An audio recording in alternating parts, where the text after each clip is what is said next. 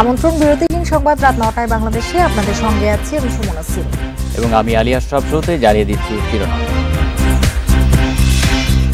ফিলিস্তিনের পক্ষে কথা বলায় যুক্তরাষ্ট্রের বিশ্ববিদ্যালয় শিক্ষিকার ওপর বর্বর নির্যাতনে বিশ্ববাসী হতবাক, বললেন প্রধানমন্ত্রী।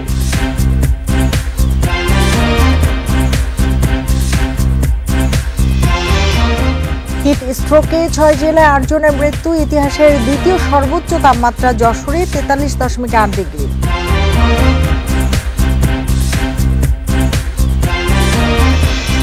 হাইকোর্টের নির্দেশ না মেনে কিছু স্কুলে ক্লাস, আদালতের আদেশ বন্ধে আপিলের সুযোগ দেখছেন না শিক্ষামন্ত্রী।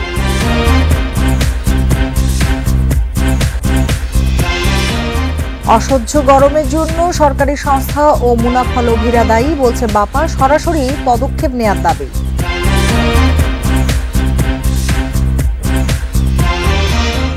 সংস্কার বাস্তবায়ন না হলে বড় অঙ্কের রাজস্ব হারাবে সরকার, কর ছাড় বাতিলের সুপারিশ পিআরআই এর।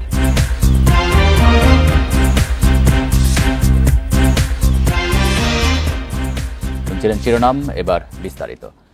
ফিলিস্তিনের পক্ষ নেওয়ায় যুক্তরাষ্ট্রে বিশ্ববিদ্যালয় শিক্ষিকার ওপর মার্কিন পুলিশের নির্যাতন বিশ্ববাসীকে হতবাক করেছে বলে মন্তব্য করেছেন প্রধানমন্ত্রী শেখ হাসিনা। বলেন, আমেরিকা বিভিন্ন দেশের মানবাধিকারের ওপর প্রতিবেদন দেয়, অথচ নিজেদের মানবাধিকারে নজর দেয় না। মঙ্গলবার গণভবনে আওয়ামী লীগের কেন্দ্রীয় কার্যনির্বাহী সংসদের বৈঠকের শুরুতে এসব কথা বলেন প্রধানমন্ত্রী আরও বলেন, জাতীয় নির্বাচনের আগে ইসরায়েলের মতোই নাশকতা ও নৃশংসতা চালিয়েছে বিএনপি জামায়াত। যে দলের জন্মই হয়েছে অবৈধ আর অগণতান্ত্রিকভাবে, তারাই এখন নির্বাচন নিয়ে প্রশ্ন তোলে বলে অভিযোগ সরকার প্রধানের। সেসব দল ক্ষমতায় গিয়ে লুটপাট করতে পারছে না বলেই আওয়ামী লীগের করা উন্নয়ন তাদের পছন্দ না। দেশে অতি ডান আর অতি বাম এক হয়েছে, যাদের উদ্দেশ্য সরকারকে ক্ষমতাচ্যুত করা। ইসরায়েলের গণহত্যার বিরুদ্ধে আমেরিকার বিভিন্ন বিশ্ববিদ্যালয়ের ছাত্র শিক্ষকরা আন্দোলন করছে। এখানে আন্দোলন করাকালীন সময় একজন মহিলা প্রফেসর, সে বলছে আমি প্রফেসর ইউনিভার্সিটির, পুলিশ তাকে যেভাবে কাপড় দিয়ে ধরে, হাত ধরে পিঠ মোড়া দিয়ে মাটিতে ফেলে, হাঁটু দিয়ে তার উপর চেপে তাকে যেভাবে অ্যারেস্ট করেছে। বাংলাদেশের উপর মানবাধিকারের রিপোর্ট লেখে, নিজেরা আয়নায় চেহারাটা দেখে না। এটাই হচ্ছে বাস্তব কথা। যশোরে তাপমাত্রা রেকর্ড করা হয়েছে 43.8 ডিগ্রি সেলসিয়াস, যা 35 বছরের মধ্যে দেশের সর্বোচ্চ তাপমাত্রা। এর আগে 1972 সালে রাজশাহীতে উঠেছিল 45.1 ডিগ্রি এবং 1989 সালে হয়েছিল 44 ডিগ্রি। ফলে পুরো এপ্রিল মাসই কাটল তীব্র তাপপ্রবাহের মধ্য দিয়ে। এদিকে মঙ্গলবার হিট স্ট্রোকে 6 জেলায় 8 জনের মৃত্যু হয়েছে, গত এক সপ্তাহে 20 জনের। এপ্রিল জুড়েই বিভিন্ন জেলার উপর দিয়ে বইছে মৃদু থেকে অতি তীব্র তাপপ্রবাহ। দেশের ইতিহাসে দ্বিতীয় সর্বোচ্চ 43.8 ডিগ্রি তাপমাত্রার রেকর্ড করেই শেষ হলো মাসটি।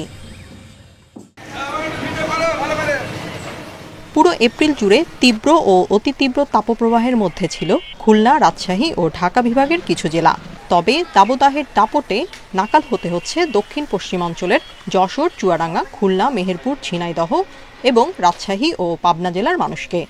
রাস্তায় চলাফেরা করা কষ্ট, দোকানে বসে থাকা কষ্ট, ফ্যানের হাওয়া যে এত হিট হয়ে গিয়েছে, কাজ করি তাতে রাত্রিবেলা ঠিক মতো ঘুমায় না, ফ্যানের বাতাস অতিরিক্ত গরম থাকে, এর কারণে আমাদের নানান অসুবিধা হয়।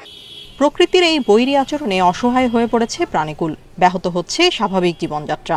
অসহনীয় পরিস্থিতি থেকে উত্তরণে নেই ঝড় বৃষ্টির দেখা। অতি তীব্র তাপপ্রবাহ বয়ে যাচ্ছে। এই তাপপ্রবাহ আর 1 থেকে 2 দিন অব্যাহত থাকতে পারে। আগামী সপ্তাহে বৃষ্টিপাতের সম্ভাবনা আছে। বৃষ্টিপাত শুরু হলে তাপমাত্রা কমে যাবে। তীব্র তাপপ্রবাহে আক্রান্ত জেলাগুলোতে হিট অ্যালার্ট জারি থাকলেও জীবিকার তাগিদে প্রখর রোদ উপেক্ষা করে কাজে নামতে হচ্ছে কৃষক, দিনমজুর ও নিম্ন আয়ের মানুষকে। দিন ধরে প্রখর রোদ, এত গরম, আমরা 10টার পরে বাইরে বেড়াতে পারি না। চলমান দাবদাহে অসুস্থ রোগীর সংখ্যা বাড়ছে হাসপাতালে। এরই মধ্যে মঙ্গলবার একদিনেই 6 জেলায় হিটস্ট্রোকে মারা গেছেন 8 জন, আর গত এক সপ্তাহে সে সংখ্যা বেড়ে হয়েছে 20 জন। তীব্র গরমে সুস্থ থাকতে সবাইকে নানা পরামর্শ দিচ্ছেন চিকিৎসকরা। হিটস্ট্রোকের সঙ্গে কার্ডিয়াক অ্যারেস্ট নিয়ে আসতেছে, বা হার্ট ডিজিজ, হার্ট অ্যাটাক নিয়ে আসতেছে, স্ট্রোক এরকমভাবে তারা আসতেছে আর কি, বা পানি শূন্যতা নিয়ে আসতেছে। তীব্র তাপপ্রবাহ থেকে বৃষ্টির আশায় দেশের বিভিন্ন এলাকায় প্রতিদিনই প্রার্থনা করছেন সাধারণ মানুষ। Tania Nasrin, independent news. আগামী শনিবার থেকে রাজধানী সহ সারা দেশে বৃষ্টি শুরু হতে পারে। এর আগে বৃহস্পতিবার থেকে সিলেট ও চট্টগ্রামে বৃষ্টি এবং কালবৈশাখীর পূর্বাভাস দিয়েছে আবহাওয়া অফিস। তবে আগামীকালও কিছু কিছু এলাকায় তীব্র তাপপ্রবাহ থাকবে। এতে আবারও জারি করা হতে পারে হিট অ্যালার্ট। গ্রীষ্মের শুরু থেকেই টানা তাপপ্রবাহের কবলে ঢাকাসহ সারা দেশ। প্রতিদিনই ঊর্ধ্বমুখী তাপমাত্রার পারদ। প্রখর রোদে তীব্রতা বাড়ছে গরমের। ঘরে বাইরে হাঁসফাঁস অবস্থা। তীব্র গরমে সবচেয়ে বিপাকে খেটে খাওয়া শ্রমজীবী মানুষ। এইবার যে গরম, এরকম গরম আমার জীবনে আর কোনোদিন দেখিনি। পেটের দায় রাস্তায় নামতে হয়, না নামিয়া কোনো উপায় নাই বাবা। ছেলের সন্তান নাই, অন কি করুন বাবা, কর্ম করিয়া তো খাইতে যতদিন বাঁচে আছি। পানি খাওয়াতে হয়, জুস খাই, বিভিন্ন ধরনের জিনিস খাওয়াতে বিরত হয়। তো তাপটা বেশি, বাচ্চার স্বাস্থ্যের জন্য খুব হচ্ছে, ওর ঠান্ডা ঠান্ডা লেগে যাচ্ছে ঘেমে। তবে মে মাসের প্রথম সপ্তাহ থেকে কিছুটা স্বস্তির আভাস দিচ্ছে আবহাওয়া অফিস। রাজশাহী, রংপুর সহ সারা দেশেই আগামী শনিবার থেকে 4-5 দিন বৃষ্টি হতে পারে। ভারী বৃষ্টি হলে তাপমাত্রা কিছুটা কমতে পারে। এছাড়া সিলেট ও চট্টগ্রামে বৃষ্টি হতে পারে 2 মে থেকে। এর সাথে কালবৈশাখী ঝড়েরও সম্ভাবনা আছে। খুলনা এবং রাজশাহীতে হিটওয়েভটা আছে, সেটা পুরোপুরি কমতে আমাদের 4 থেকে 5 তারিখ পর্যন্ত অপেক্ষা করতে হবে। তখন যদি ভালো মানের একটা বৃষ্টি আমরা পাই, তা আমরা ধারণা করছি যে ওই জায়গার হিটওয়েভটা কমে আসলে সারা দেশে তাপমাত্রা অটোমেটিক কিছুটা কমে আসবে।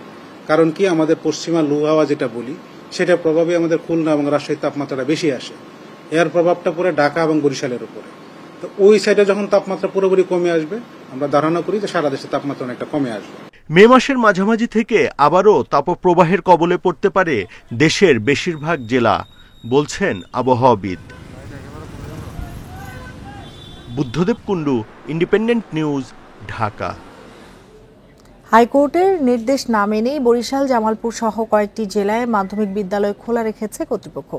শিক্ষা মন্ত্রণালয়ের নির্দেশ মেনে স্কুল খোলা রাখার দাবি তাদের। তবে এই গরমে স্কুল বন্ধ রাখার দাবি করছেন শিক্ষার্থীরা।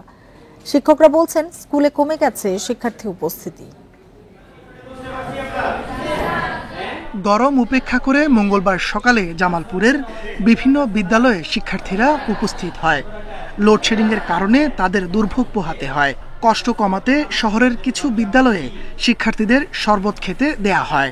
দুপুরের রোদে বাড়ি ফেরার সময় ভোগান্তি বাড়ে। কারেন্ট চলে গেলে আমাদের গরমের সমস্যা হয়। ব্রাহ্মণবাড়িয়া ও বরিশালে বিদ্যালয় খোলা থাকলেও গরমে কমে গেছে শিক্ষার্থীর উপস্থিতি। বিদ্যালয় খোলা ও বন্ধের সময়সূচি পরিবর্তনের দাবি জানান শিক্ষার্থীরা। মনোযোগ দিয়ে ক্লাস করতে পারছেন, এই গরমটা অনেক বেশি। আমাদের স্কুলের অনেকেই বেহুশ হয়ে যাচ্ছে এই গরমের কারণে।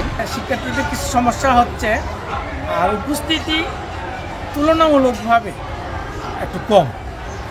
বিশেষ করে লেজারের পর আমাদের ছাত্রছাত্রীগুলো ধরে রাখাটা খুব কষ্ট হচ্ছে। ফেনী ও নেত্রকোনায় প্রাথমিক বিদ্যালয় বন্ধ থাকলেও খোলা ছিল মাধ্যমিক বিদ্যালয়। বেশিরভাগ প্রতিষ্ঠান দুপুরের আগে ছুটি দেয়া হয়। তীব্র গরমে ক্লাস বন্ধ রাখার দাবি জানায় শিক্ষার্থীরা। অনেকদিন যাবতীয় আমাদের এখানে প্রচুর গরমের কারণে আমাদের ক্লাস করতে অসুবিধা হয়।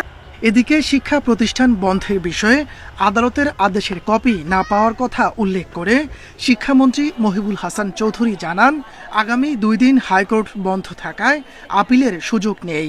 আসলে কোর্ট ক্যালেন্ডারে আমরা দেখলাম যে বৃহস্পতিবার আদালত বন্ধ। যেহেতু বৃহস্পতিবার আদালত বন্ধ, আমাদের কিন্তু আপিলেরও সুযোগ নেই। আজকে সর্বশেষ সুযোগটা ছিল, আমরা অপেক্ষমান ছিলাম যে আমরা নির্দেশনাটা পাবো।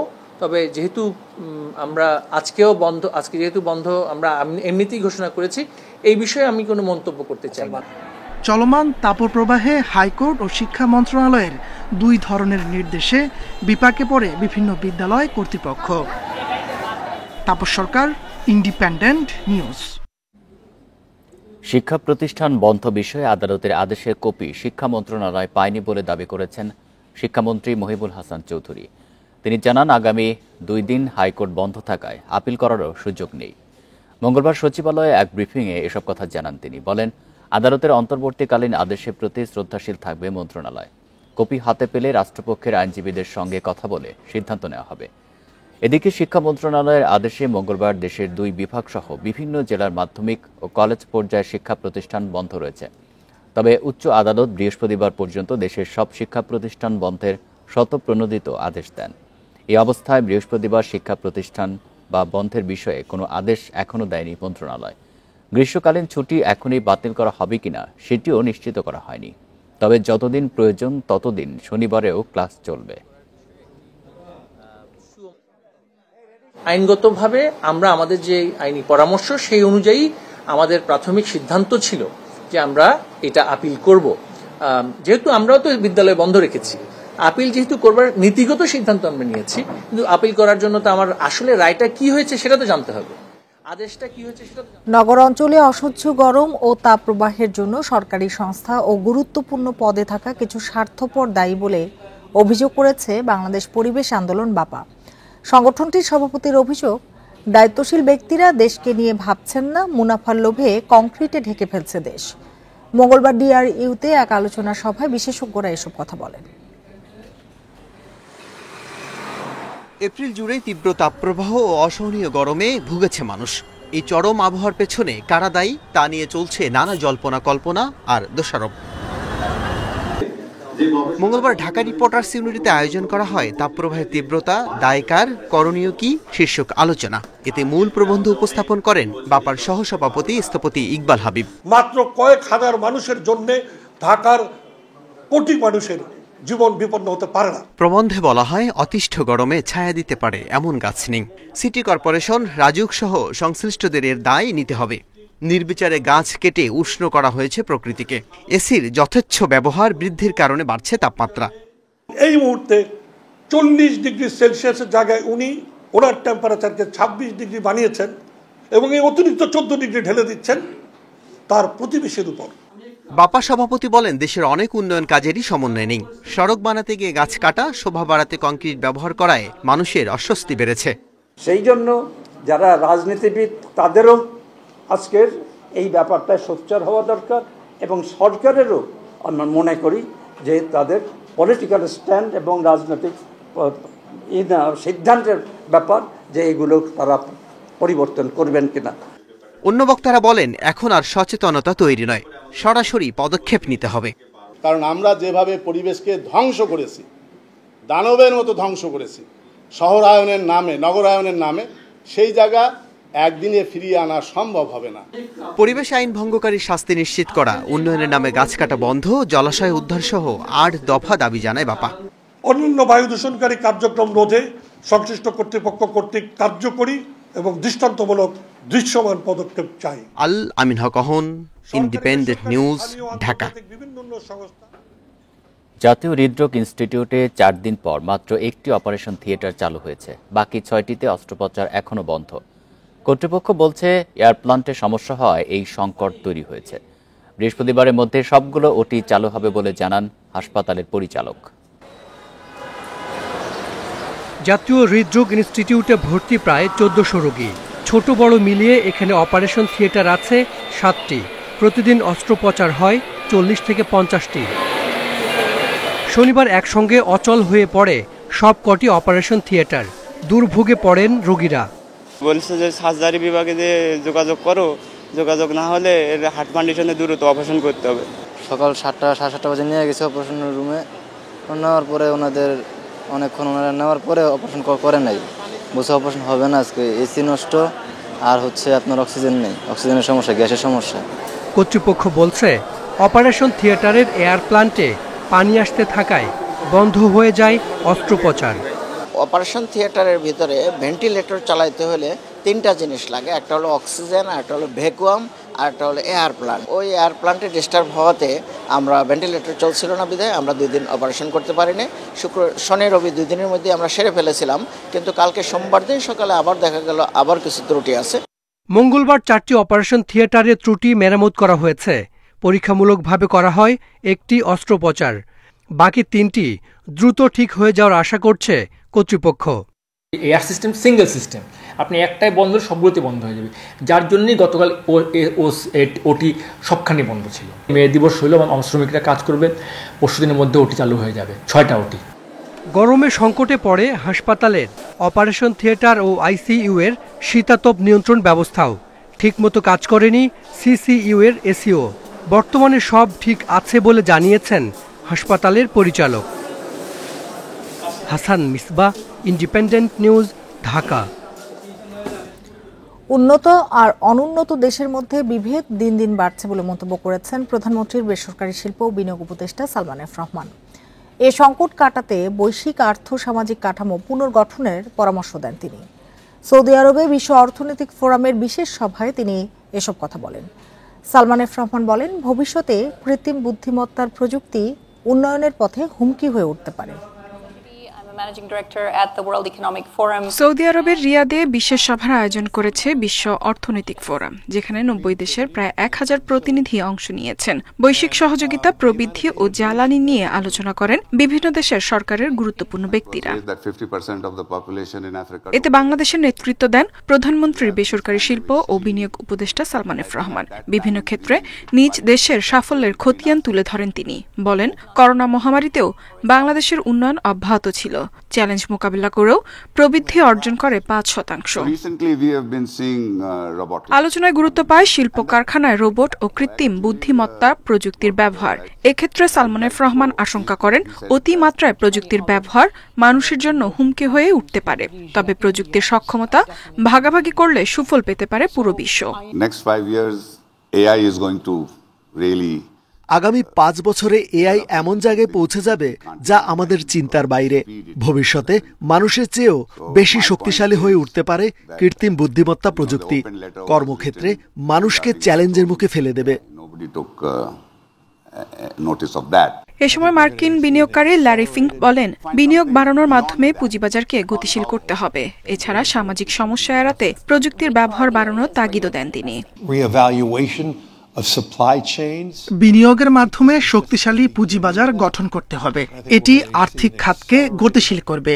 প্রযুক্তির কারণে সবকিছু দ্রুত বদলে যাচ্ছে। যেসব দেশে জনসংখ্যা কমছে সেখানে প্রযুক্তি ব্যবহারে সামাজিক সমস্যা কম। যেসব দেশে জনসংখ্যা বাড়ছে সেখানে শিক্ষা ও কর্মসংস্থানের সমস্যা দেখা দিচ্ছে। আলোচনায় সালমান এফ রহমান বলেন, রাশিয়া ইউক্রেন যুদ্ধের কারণে বিশ্বের বিভিন্ন দেশকে পড়তে হয় অর্থনৈতিক চ্যালেঞ্জের মুখে। এতে বাংলাদেশের কোনো দায় না থাকলেও ভুগতে হচ্ছে ঠিকই। ইউক্রেন রাশিয়া যুদ্ধ আমাদের ভয়াবহভাবে ক্ষতিগ্রস্ত করেছে। বৈদেশিক মুদ্রার রিজার্ভ কমেছে, টাকার বিপরীতে ডলার শক্তিশালী হয়েছে। 12 বছর অর্থনীতি স্থিতিশীল থাকলেও হঠাৎ অবমূল্যায়নের মুখে পড়তে হয়েছে। যুদ্ধ আমাদের সমস্যায় ফেলেছে, কিন্তু এর দায় আমাদের নয়। এ সময় প্রধানমন্ত্রীর উপদেষ্টা জানান, টেকসই উন্নয়নের লক্ষ্যে সবাইকে একসঙ্গে কাজ করতে হবে। ইফাতারা, ইন্ডিপেন্ডেন্ট নিউজ। রোহিঙ্গাদের মিয়ানমারে প্রত্যাবাসন নিশ্চিত করতে আবারও আন্তর্জাতিক সম্প্রদায়ের জোরালো ভূমিকা চাইল বাংলাদেশ। ঢাকা নিযুক্ত বিভিন্ন দেশের রাষ্ট্রদূত, হাই কমিশনার এবং আন্তর্জাতিক সংস্থার প্রতিনিধিদের সঙ্গে বৈঠক করে সরকারের এই বার্তা জানান প্রধানমন্ত্রীর মুখ্য সচিব মোহাম্মদ তোফাজ্জল হোসেন মিয়া। রোহিঙ্গা সংকট সমাধানের বিভিন্ন বিষয় নিয়ে বিকেলে প্রধানমন্ত্রীর কার্যালয়ে এই বৈঠক হয়। প্রধানমন্ত্রীর মুখ্য সচিব বলেন, রোহিঙ্গাদের মিয়ানমারে ফেরত পাঠানোই বাংলাদেশের লক্ষ্য। তবে ফিরে যাওয়ার প্রক্রিয়া বিলম্বিত হওয়ায় রোহিঙ্গাদের মধ্যে হতাশা বাড়ছে এবং তারা অপরাধে জড়িয়ে পড়ছে, যা বাংলাদেশ সহ এই অঞ্চলে নিরাপত্তার জন্য হুমকি। এ সময় রোহিঙ্গা সংকট নিরসনে নিজ নিজ দেশের সরকার ও সংস্থার প্রচেষ্টা অব্যাহত রাখার প্রতিশ্রুতি ব্যক্ত করেন রাষ্ট্রদূত ও হাই কমিশনার এবং আন্তর্জাতিক সংস্থার প্রতিনিধিরা।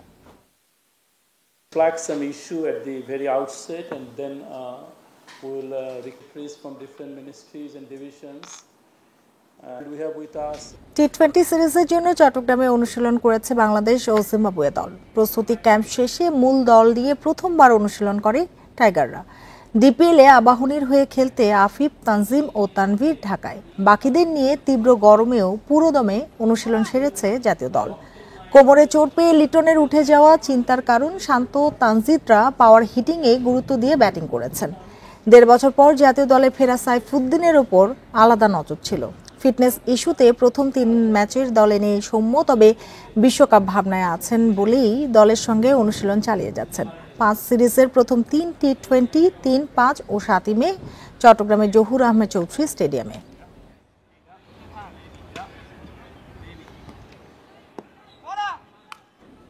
বিকেএসপিতে সবাইকে চমকে দিয়ে আবাহনীর বিপক্ষে শেখ জামালের জার্সিতে মাঠে নামেন সাকিব। টাইগাররা জিম্বাবুয়ে সিরিজ নিয়ে ব্যস্ত হলেও টাইগার অলরাউন্ডার খেলবেন ঘরোয়া লিগে। এরপর শেষ 2 টি-20 খেলার কথা আছে তার। সাকিব আল হাসান, তার সবকিছুই রহস্যে ঘেরা। চারদিকে চাউর ছিল যুক্তরাষ্ট্রে ছুটি কাটিয়ে 30 এপ্রিল দেশে ফিরবেন, অথচ সেই 30 এপ্রিল তিনি বিকেএসপিতে শেখ জামালের হয়ে খেললেন আবাহনীর বিপক্ষে। 49 রানে আউট হয়ে 50 মিস করলেও ব্যাট হাতে ছিলেন সাবলীল। আনপ্রেডিক্টেবল সাকিব যখন ছুটিতে যান সেটাও ঠিকঠাক জানতেন না শেখ জামালের কোচিং স্টাফ। আবার সাকিব কখন ফিরবেন জাতীয় নির্বাচকরাও স্পষ্ট করতে পারেননি। সে কারণেই নেই জিম্বাবুয়ের বিপক্ষে প্রথম 3 ম্যাচের দলেও। সাকিব চলেন তার মেজাজ মর্জি মতো, হাজারো ব্যস্ততা সামলান সুপারম্যান হয়ে। জাতীয় দল যখন ক্যাম্পে ব্যস্ত, সাকিব তখন যুক্তরাষ্ট্রে পরিবারের সঙ্গে। সন্তানদের সঙ্গে নির্বাক সাকিবের ছবি ঘুরে ফেরে সামাজিক যোগাযোগ মাধ্যমে। 28 এপ্রিল দেশে ফিরে চলে যান নিজ শহর মাগুরায়। 29 তারিখ সংসদ সদস্য পরিচয়ে মিটিং সারেন জেলা প্রশাসকের সঙ্গে। আর সেখান থেকে ফিরে বিকেএসপিতে দেখা মিলল ক্রিকেটার সাকিবের। ব্যাট হাতে সাকিবকে দেখে বোঝাই যায়নি তিনি ক্রিকেটে এখন অনিয়মিত। 56 বলের ইনিংসে 4-এর চেয়ে 6 বেশি। তানজিম সাকিব তখনই না থামালে শেখ জামালের ইনিংসটা আরো বড় হয়। সামনে বিশ্বকাপ, যেখানে ফর্মে থাকা সাকিবকে বড্ড প্রয়োজন বাংলাদেশের। তারই এক ঝলক মিলেছে ডিপিএল প্রত্যাবর্তনে। Kamrul Hasnat, independent news, BKSP, Savar. 2 match হাতে রেখে ঢাকা প্রিমিয়ার লিগের চ্যাম্পিয়ন আবাহনী বিকেএসপিতে শেখ জামালকে 4 উইকেটে হারিয়ে শিরোপা উৎসব আকাশী নীলদের। আরেক ম্যাচে শাইনপুকুরের বিপক্ষে 8 রানে জিতেছে মোহামেডান। ফতুল্লায় গাজী গ্রুপকে 7 উইকেটে হারিয়েছে প্রাইম ব্যাংক। এই ম্যাচে জাতীয় দল থেকে ছুটি নিয়ে খেলেছেন আবাহনী 3 জন। 15 রানে 3 উইকেট হারিয়ে শেখ জামাল শুরুতেই চাপে পড়ে। সৈকতকে সঙ্গে নিয়ে 72 রানের জুটি গড়েন সাকিব, তবে 50 মিস করেন দুজনই। সাকিব আউট 49 রানে আর সৈকত 41 রানে। শেষ দিকে জিয়ার 59 বলে 85 রানে ইনিংসে বড় পুঁজি পায় শেখ জামাল। রান তারায় নিজেদের দাপট ধরে রাখে আবাহনী। 103 রানের জুটি গড়ে ওঠে আফিফ ও বিজয়ের মধ্যে। দুজনের ব্যাটেই আসে 50, বিজয় 67 আর আফিফ খেলেন 83 রানে দারুণ এক ইনিংস। এরপর মোসাদ্দেকের অপরাজিত 50-তে 1 বল আগেই জয় তুলে নেয় আবাহনী। রাজস্ব খাতে ব্যাপক সংস্কার না হলে বিপুল পরিমাণ কর হারাবে সরকার। এতে 2041 সাল নাগাদ পুঞ্জীভূত ক্ষতির পরিমাণ দাঁড়াবে 50 লাখ কোটি টাকা। দুপুরে রাজধানীতে এক সেমিনারে এ তথ্য তুলে ধরে গবেষণা সংস্থা PRI। এজন্য কর ছাড় বাতিল করা সহ নানা সুপারিশ করেছেন গবেষকরা। ব্যবসায়ী নেতারা বলছেন, কর ছাড় তুলে নেওয়া হলে প্রতিযোগিতা সক্ষমতা হারাবে বেসরকারি খাত। গত 1 দশকে অর্থনীতি যে গতিতে এগিয়েছে, রাজস্ব আদায় সে গতিতে বাড়েনি। ফলে কর জিডিপি অনুপাত 10.5% থেকে 7% নেমেছে। এতে সরকারের খরচ করার সক্ষমতা কমেছে, বেড়েছে দেশি বিদেশি ঋণ। সংকট উত্তরণে আয় বাড়ানোর উপায় খুঁজছে সরকার। অর্থনীতিবিদদের মতে স্বল্প মেয়াদে রাজস্ব বাড়াতে হলে অব্যাহতি তুলে দিতে হবে। এর মাধ্যমে 4 বছরে আসবে 60,000 কোটি টাকা। দীর্ঘমেয়াদে সংস্কার আনতে হবে রাজস্ব আদায় ব্যবস্থায়। ভ্যাট ও আয়করে অটোমেশন, কাঠামোগত সংস্কার সহ নানা পরামর্শ দেন অর্থনীতিবিদরা। তারা জানান, সংস্কার হলে 2041 সাল নাগাদ রাজস্ব বাড়বে 49 লাখ কোটি টাকা। ট্যাক্স সিস্টেমের ফান্ডামেন্টাল রিওরিয়েন্টেশন দরকার। ডাইরেক্ট ট্যাক্স থেকে আমাদেরকে ফোকাসটা দিতে হবে, ইনডাইরেক্ট ট্যাক্স থেকে ফোকাস কমাতে হবে তা নয়, কিন্তু much of the revenue has to come from direct tax. এবং এটা না হলে পরে কিন্তু ওই ইনকাম ডিস্ট্রিবিউশন আমরা অ্যাড্রেস করতে পারবো না। ব্যবসায়ীদের দাবি, কর ছাড় তুলে নিতে হলে ব্যবসার খরচ কমাতে হবে। রপ্তানি বহুমুখী করতে দরকার নীতি সুবিধা। কস্ট অফ ডুইং বিজনেস অনেক জায়গাতেই অনেক high compare to many of the competitors. আমরা যদি এই ট্যাক্স এক্সেমশনগুলো না দিই, এই ইন্ডাস্ট্রিগুলো বাংলাদেশে কম্পিটিটিভ থাকবে না। সেমিনারে অর্থ প্রতিমন্ত্রী অভিযোগ করেন, অনেকেই কর ফাঁকি দিতে সম্পদের মূল্য কম দেখাচ্ছেন। যতই বলি আমরা মুখে, সবাই কর দিতে চায়, ট্যাক্স দিতে চায়, ভ্যাট দিতে চায়, আসলে কিন্তু একটা বড় অংশই দিতে চায় না। বলার সময় আমরা বলি, ব্যক্তি পর্যায়ে যখন যাই তখন কিন্তু দিতে চায় না। যারা প্রপার্টি বিক্রি করেন, আমাদের যারা প্রপার্টি হোল্ডার আছে, ওরা কেউই চান না যে ওনাদের টাকাটা আমাদের ট্যাক্স ফাইলে রাখানোর মতো না হোক। এটা তো ওনারা কেউ চান না। সামষ্টিক অর্থনীতির ভারসাম্য রক্ষায় নীতি নির্ধারণে নানা দুর্বলতার কথা স্বীকার করেন প্রধানমন্ত্রীর অর্থ উপদেষ্টা মশিউর রহমান। Ruhul Amin, independent news, Dhaka. 1.5 মাসের মাথায় আবারও পূর্ব সুন্দরবনে মারা গেল বাঘ। মঙ্গলবার দুপুরে মরা পশুর খাল থেকে বাঘের মরদেহটি উদ্ধার করে বন বিভাগ।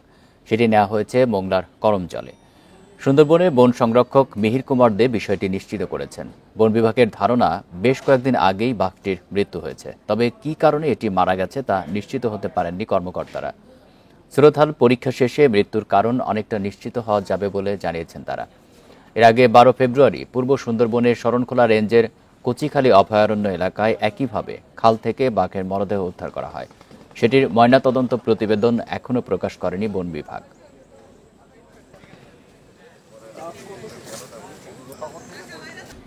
এ ছিল বিরতিহীন রাত 9টায় বাংলাদেশে। ইন্ডিপেন্ডেন্ট টেলিভিশনের সব খবর আরো বিস্তারিত জানতে চোখ রাখুন ফেসবুক, ইউটিউব এবং এক্সে। ধন্যবাদ সবাইকে।